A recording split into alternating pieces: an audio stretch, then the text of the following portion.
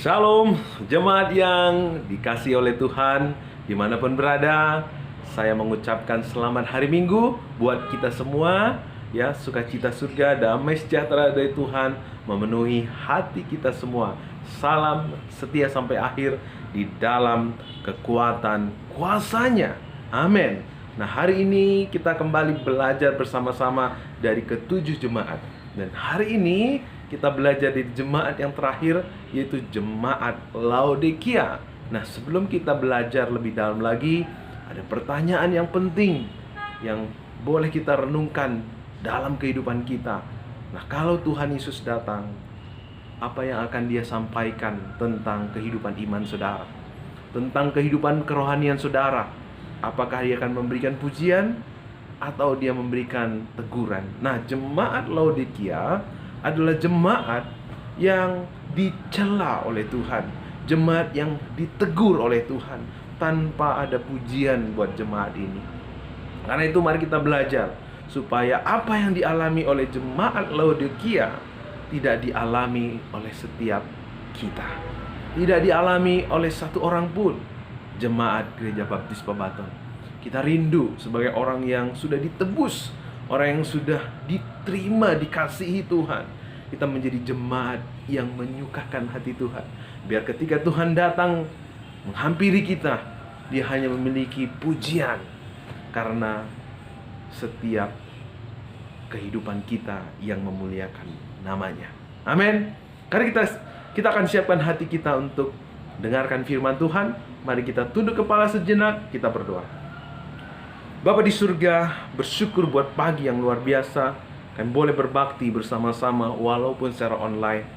Kami percaya situasi saat ini Tuhan adalah situasi yang Tuhan anugerahkan kepada kami. Lewat situasi ini Tuhan, biar kami mengalami pertumbuhan iman, biar kami boleh mengalami janji-janji-Mu dalam kehidupan kami, dan nama-Mu dipermuliakan lewat hidup kami. Rencangan-Mu yang ajaib dan mulia Tuhan dinyatakan atas kehidupan kami. Terima kasih Tuhan buat waktu yang indah. Kami siap menerima firman-Mu. Roh Kudus-Mu memampukan dan menolong dan memberkati kami. Di dalam nama Yesus kami berdoa, amin. Nah, saudaraku yang dikasihi Tuhan, jemaat Laodikia adalah jemaat yang dikenal dengan jemaat yang suam kuku. Nah, Laodikia itu sendiri artinya apa? Orang yang dihakimi, orang benar, ya. Kenapa? Ya, kenapa pada akhirnya jemaat Laodikia dihakimi? Karena merasa diri mereka benar. Karena menurut ukuran mereka, diri mereka benar. Padahal keadaan mereka adalah suam kuku. Kalau suam kuku, pasti akan dimuntahkan. Artinya kehidupan mereka ditolak mentah-mentah oleh Tuhan. Nah, jangan sampai iman kita, kehidupan rohani kita ditolak mentah-mentah oleh Tuhan. Nah, sebelum kita masuk lebih dalam lagi, kita mau belajar tentang jemaat kota Laodikia. Nah, kota Laodikia adalah kota yang sangat kaya raya. Di sana berdiri, ya, berdiri bank ya, perbankan. Di sana berdiri juga sekolah kesehatan. Makanya di sana sangat terkenal dengan yang namanya pelumas mata. Nah, pelumas mata itu sangat terkenal, ya, dari kota Laodikia. Lalu di Laodikia itu juga berdiri industri yang luar biasa, industri yang terkenal pada waktu itu, yaitu wol hitam. Karena di sana peternakan domba hitam itu berkembang dengan pesat. Karena itu mereka punya industri wol hitam yang sangat mahal. Nah, jadi kota Laodikia itu adalah kota yang makmur, kota yang kaya.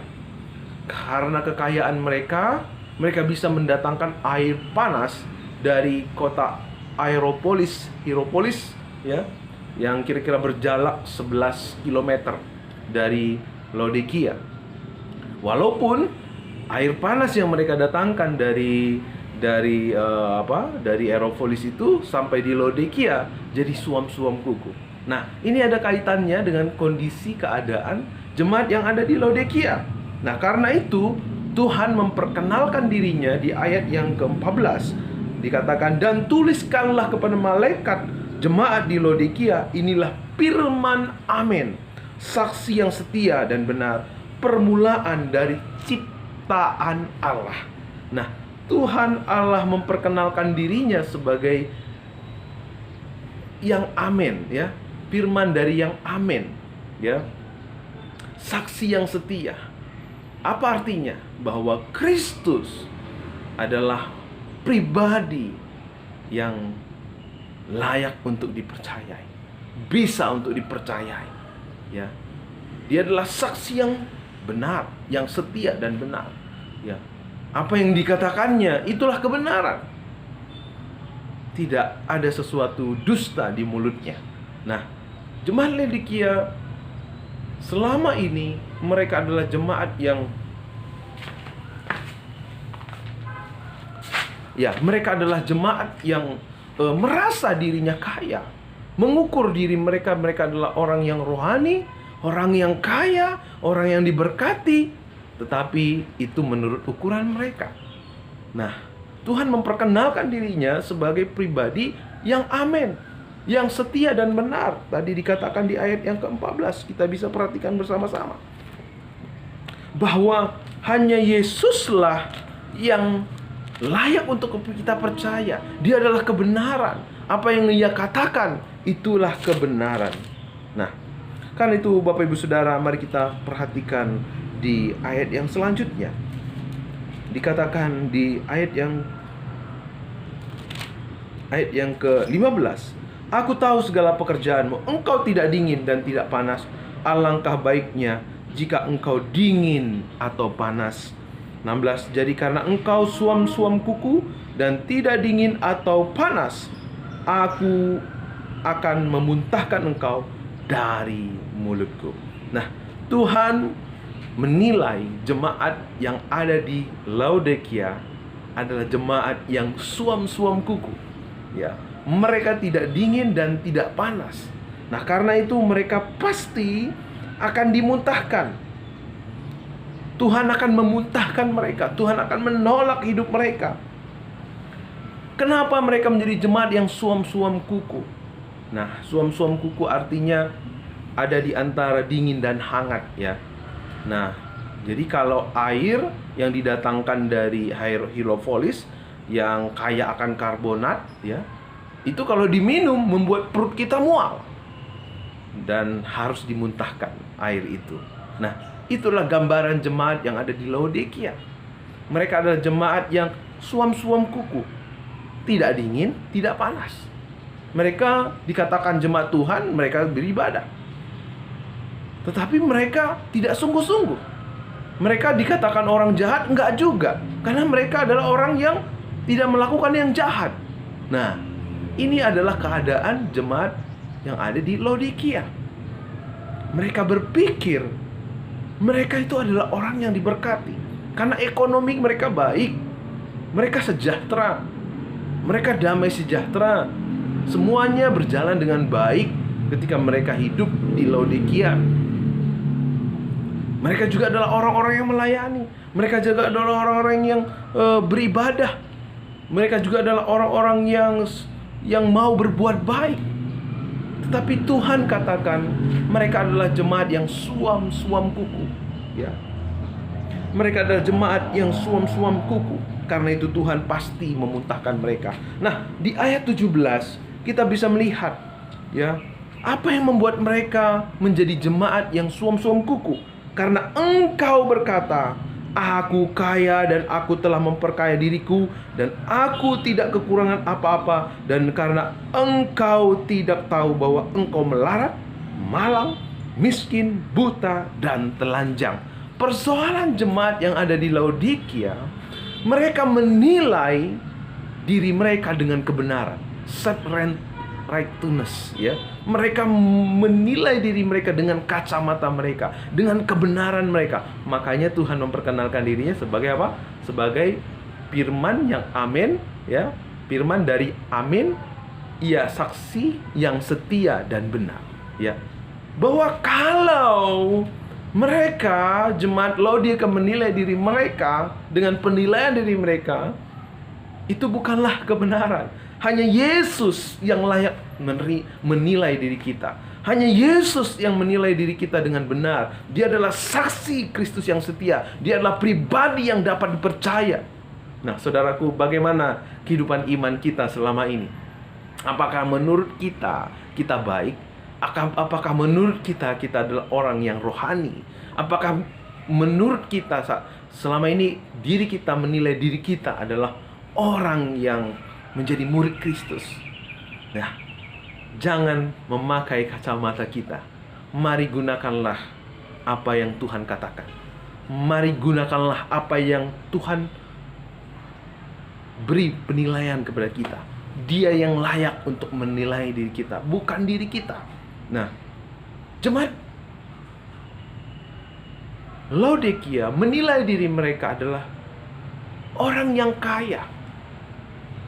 Memang mereka kaya secara rohani, tetapi Tuhan katakan, maka aku menasihatkan engkau supaya engkau membeli dari,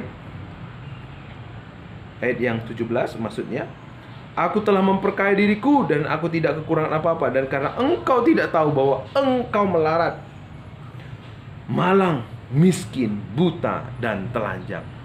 Tuhan menilai mereka sebaliknya. Mereka bukanlah orang yang kaya sesungguhnya. Mereka miskin, bahkan melarat, malang, ya, dan dikatakan buta dan telanjang. Sesungguhnya keadaan jemaat yang ada di Laodikia itu begitu memprihatinkan, begitu menyedihkan, ya. Mereka adalah jemaat yang dicela, ditegur oleh Tuhan. Karena apa? Karena mereka menggunakan ukuran diri mereka sendiri untuk menilai dirinya sendiri. Sehingga mereka merasa adalah orang yang kaya. Mereka adalah orang yang diberkati.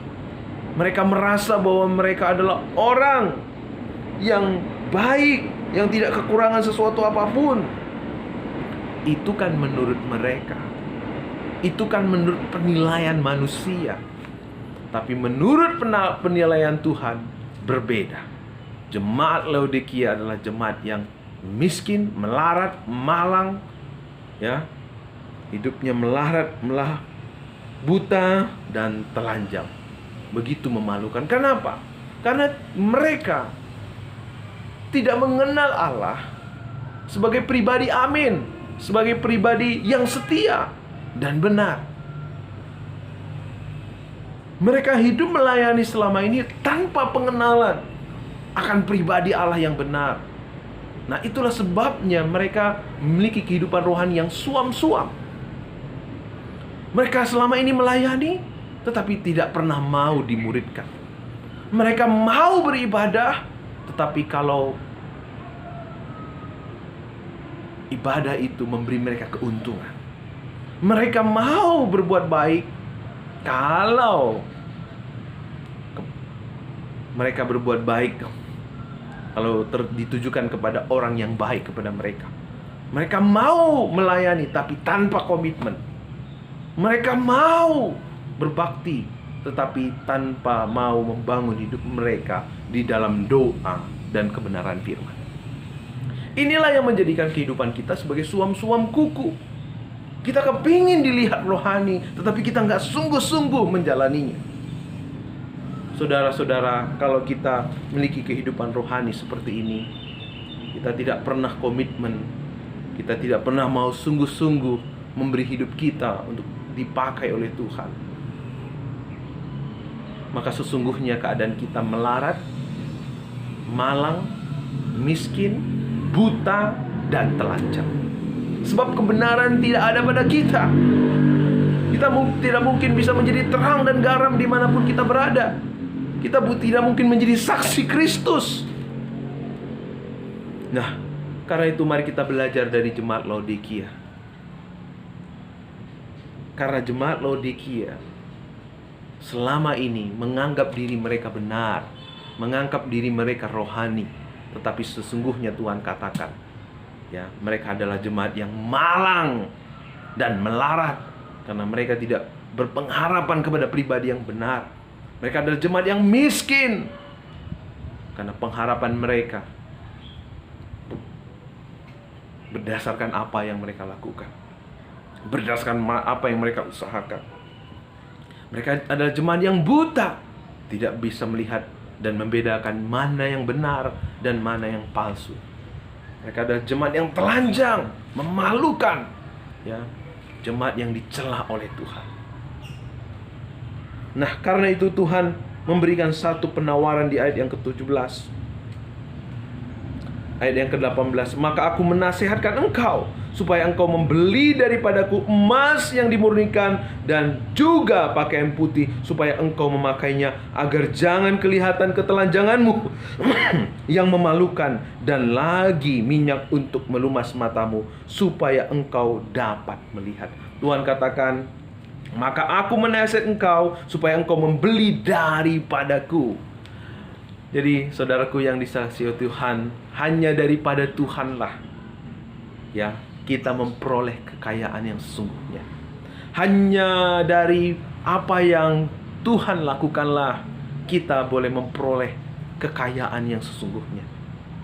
Tuhan katakan, belilah emas murni daripadaku. Nah, ini berbicara tentang iman yang tulus, ikhlas, dan murni di hadapan Tuhan.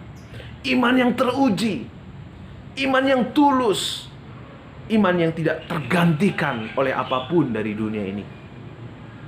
Tuhan mau kita memiliki iman yang demikian, bukan iman-imanan. Ya, kita akan melihat bagaimana jemaat Laodikia selama ini. Mereka menyebut diri mereka jemaat, mereka menyebut diri mereka sebagai gereja, tetapi sesungguhnya mereka berada di luar Kristus.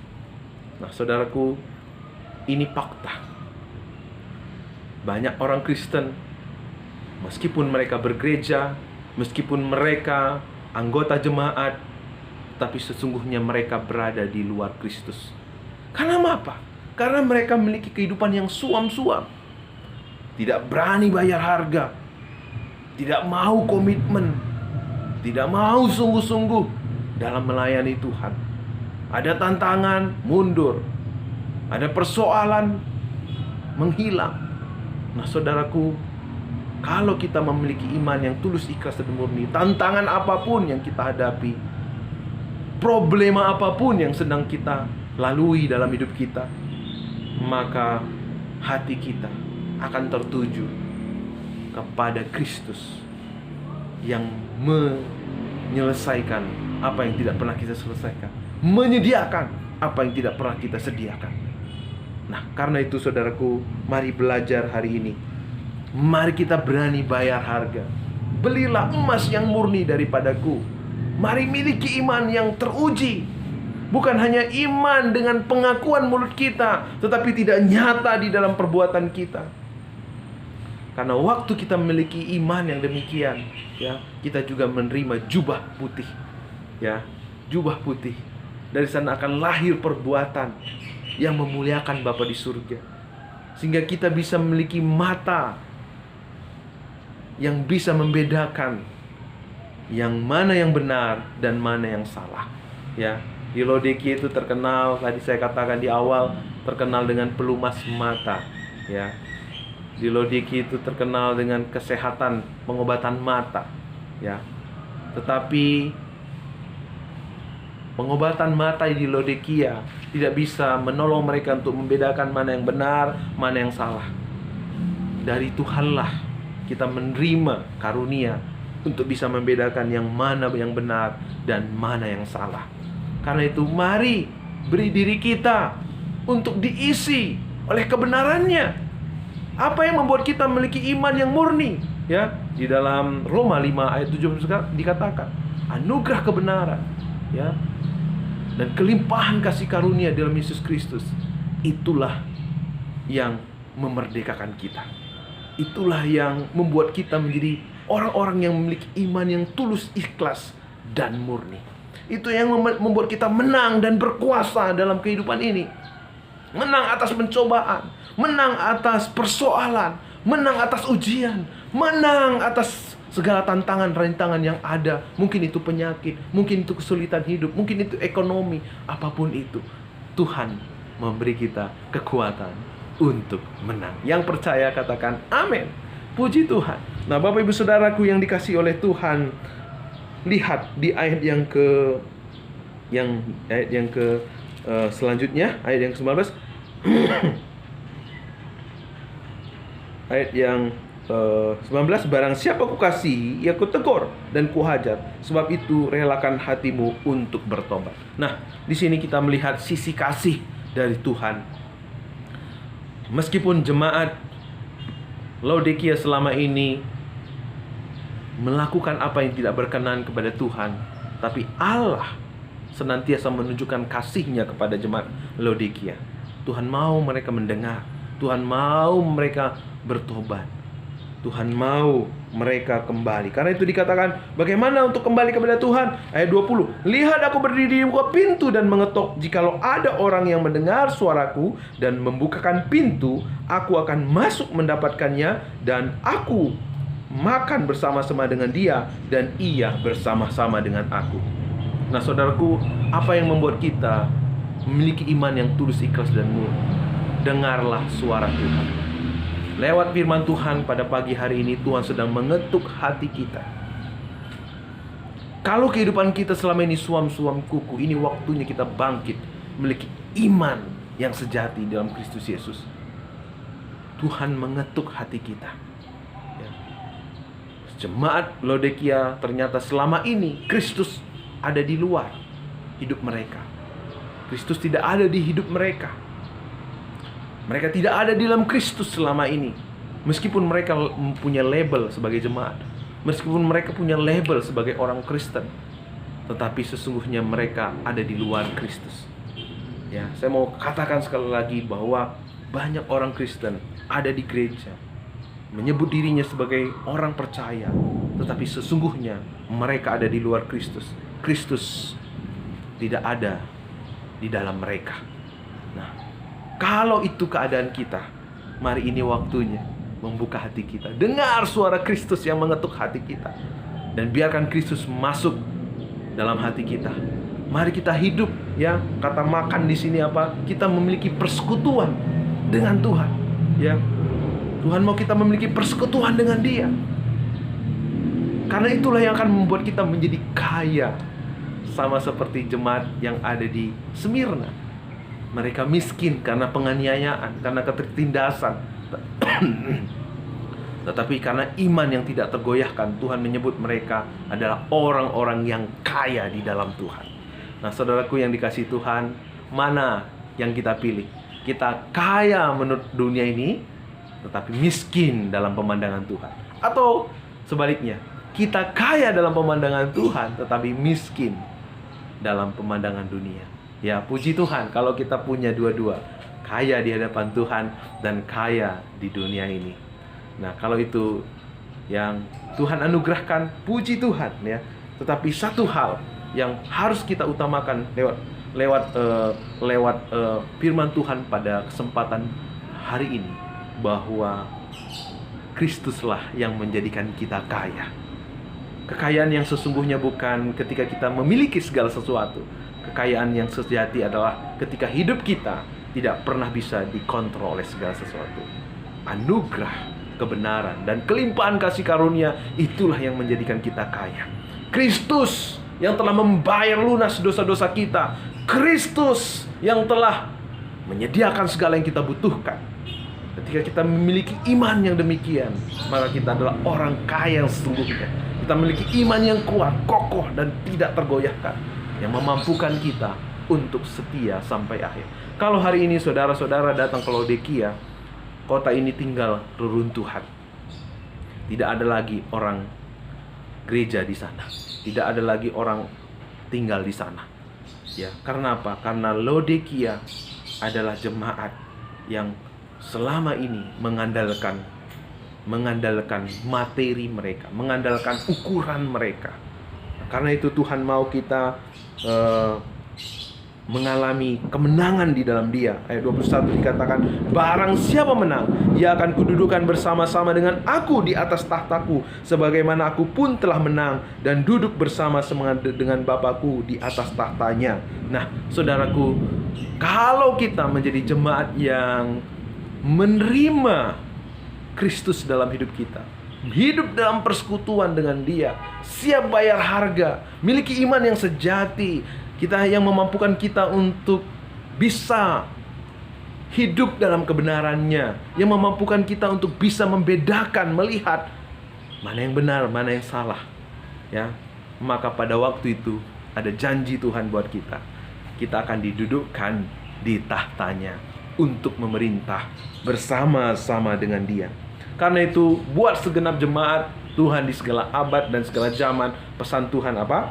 Siapa bertelinga, hendaklah ia mendengar apa yang dikatakan Roh kepada jemaat-jemaat. Tuhan mau kita menjadi jemaat yang berkomitmen, bukan menjadi jemaat yang berkompromi. Suam-suam kuku berarti jemaat yang berkompromi dengan dunia ini. Sama seperti jemaat Tiatira, mereka berkompromi demi pekerjaan, demi posisi, demi uang. Mari kita belajar, jadilah seperti jemaat di Smyrna, jemaat di Philadelphia, ya, jemaat yang hanya mengandalkan Tuhan, jemaat yang berpegang kepada kebenaran, jemaat yang mau dipimpin oleh Roh Kudus. Kalau kita mau hidup kita dipimpin oleh Roh Kudus akan selalu memimpin kita untuk memiliki persekutuan yang hidup dengan Tuhan. Roh Kudus akan selalu menuntun kita untuk berani bayar harga, hidup dalam iman yang tulus, ikhlas, dan murni, hidup dalam iman yang teruji, hidup dalam kebenarannya. Kita bisa membedakan mana yang benar, mana yang salah. Mari pada kesempatan hari ini akui, tanpa Kristus kita miskin. Dialah kekayaan kita yang sesungguhnya. Dialah yang menjadikan kita memiliki kehidupan yang penuh dengan damai, penuh dengan sejahtera. Mari Bapak Ibu Saudaraku, inilah firman untuk kita semua. Mari alahkan telinga kita. Jangan biarkan firman-Nya berlalu. Biar firman-Nya mengambil tempat dalam hati sanubari kita. Mari kita berdoa. Bapa di surga, hamba-Mu bersyukur buat kebenaran firman-Mu pada pagi hari ini. Hamba-Mu berdoa untuk segenap jemaat-Mu dimanapun berada. Jamah hati mereka ya Tuhan.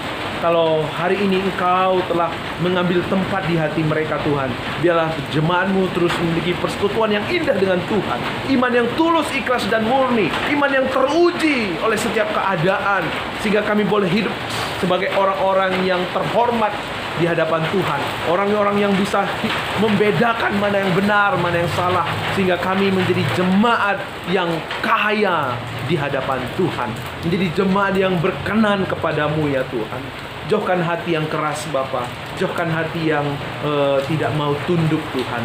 Biarlah kami mau diisi oleh kebenaran firman-Mu, mendengar suara-Mu Tuhan.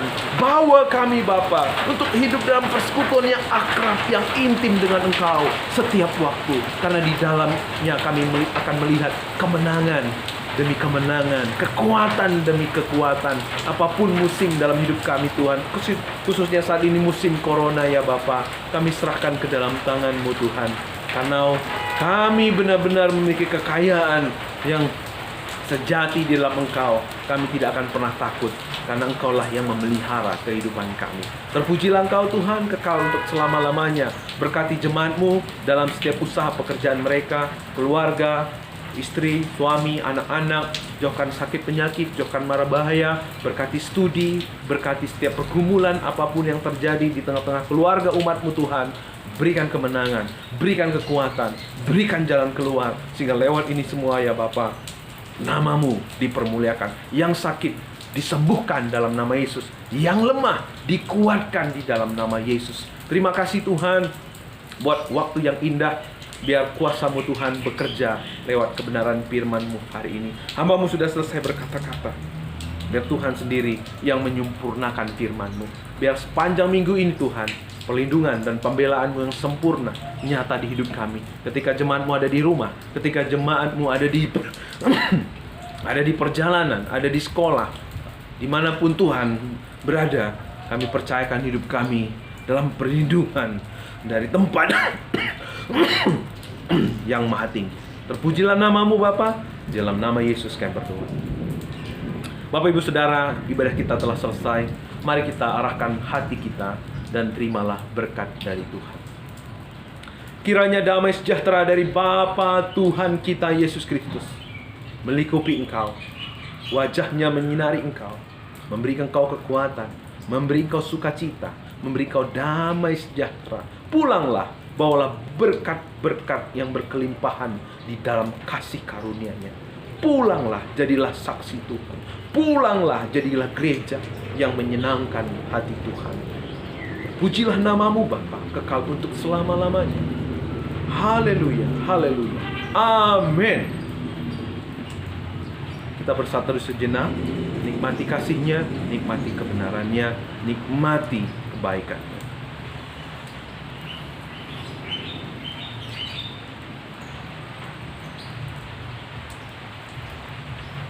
Selamat hari Minggu, salam sehat, salam sukacita, dan salam setia sampai akhir di dalam kekuatan kuasa-Nya.